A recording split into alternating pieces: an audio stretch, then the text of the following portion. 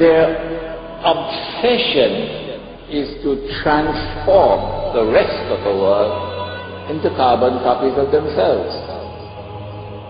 And in order to further this process of transformation of mankind into carbon copies of themselves, they bring to the world something called globalization.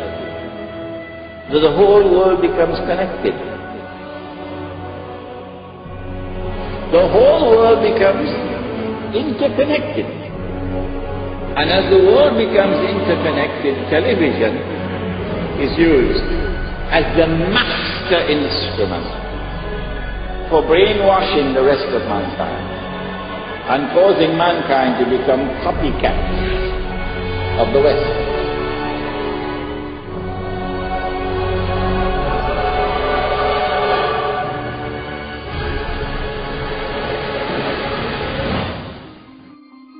So in a sense, what we're seeing is using branding that is so enmeshed in our culture and in our lives as a way back into our own society, the way to engage with globalization. Because if you pick up a shoe now, you have the story of globalization in your hand. You have leather that was maybe produced in Argentina, shipped to the Philippines, produced by a Korean subcontractor that went through a Hong Kong broker that was dealing with a company in Oregon. So you're looking at this thing, and if you can deconstruct it, if you can trace all the components through the global economy, and not only that, but find out how much that company that's selling you that shoe spent on advertising last year and how much money they paid a superstar athlete to sponsor them, then you have the disparities of the global economy in miniature, the winners and the losers.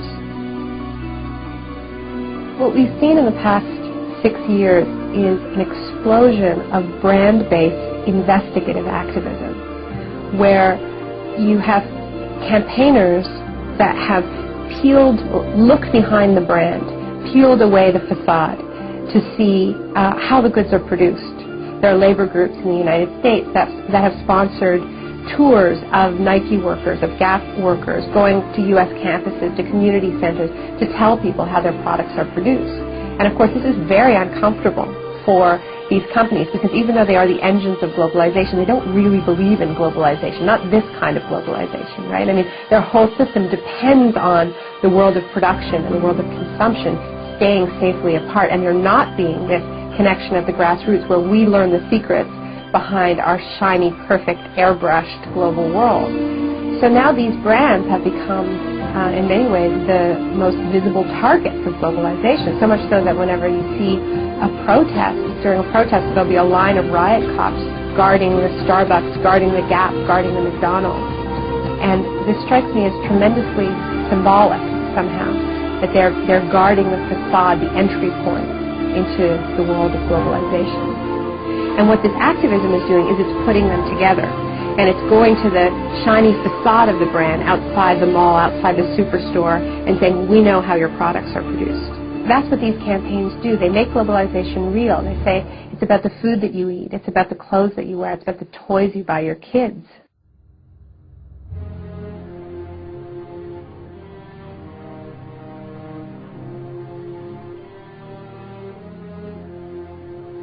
Globalization is a system that ties in industries from around the world to be working for the same business interests.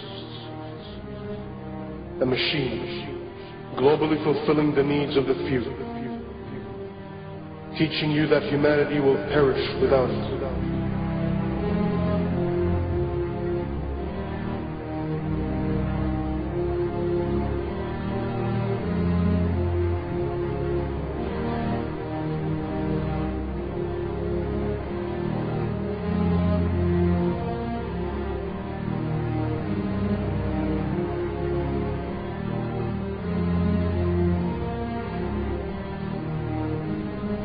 In a globalized world, corporations become living, breathing persons, a modern-day slave master.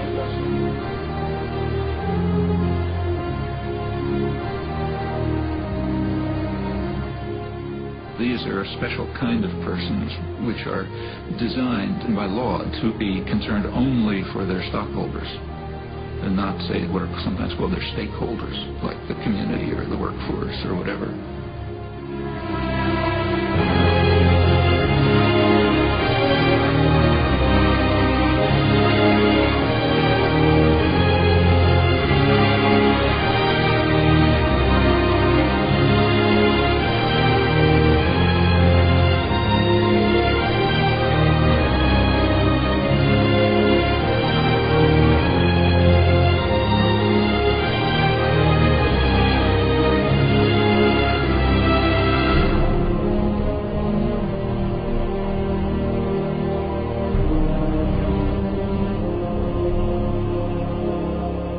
We are deceived into believing that without the system, we won't survive.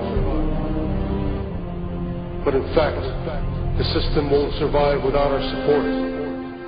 Just like a beehive, it needs its drones.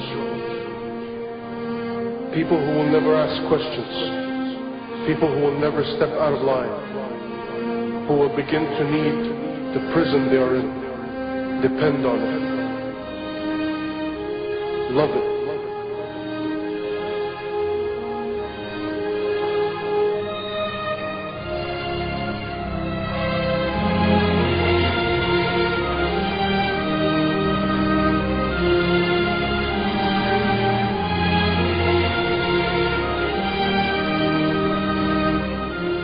Have we lost our humanity? Have we become the gears of the machine? A machine which only survives by feasting on us, guzzling us up, digesting us, only to excrete out its capital.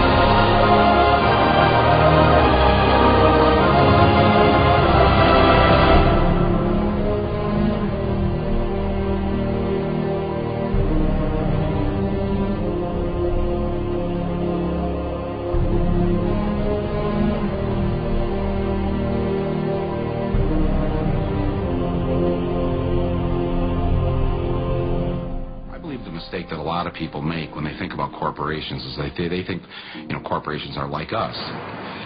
General Electric is a kind old man with lots of stories. Nike, young, Energetic. Microsoft, aggressive. McDonald's, young, outgoing. Monsanto, immaculately dressed. Disney. Goofy. The Body Shop. Deceptive. They think they have feelings, they have politics, they have belief systems. They really only have one thing, the bottom line. How to make as much money as they can in any given quarter. That's it.